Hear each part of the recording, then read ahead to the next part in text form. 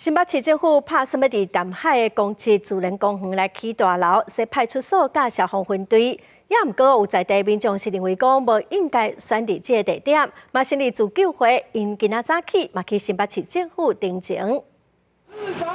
侯市长，帮忙，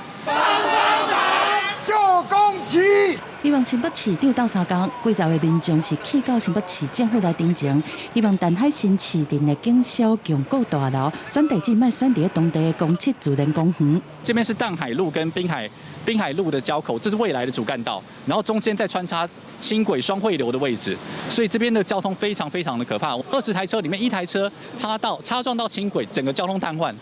整个车子完全开不出来的状态。因为当地人口一直成长，进前有真侪民代和民众希望成立派出所这单位。不过到市府来登情的居民讲，强固大楼的预定地附近有大型的石路口和2条轻轨来交叉，交通状况是真复杂，可能会影响到紧急救援的时间。而且公厕公园阁包有原始的生态像哪，生态的多样性是真丰富。用这种所在来起大楼并无巧，希望会当来定选地址。临海的一个洼地的一个这样子的公园，如果它要盖警消公共设施的话，它势必要把这个公园给填平。其实对整个生态系统，还有整个未来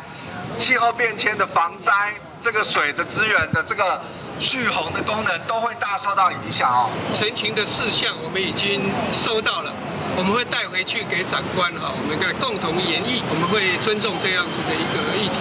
根据了解，相关工程对去年10月到今年2月，经过几啊摆的流标，5月佫上网来招标，目前是以都市计划公共设施用地来进行。警察局和消防局回应讲，会佫加上级单位来报告，看安怎来适当处理。记者综合报道。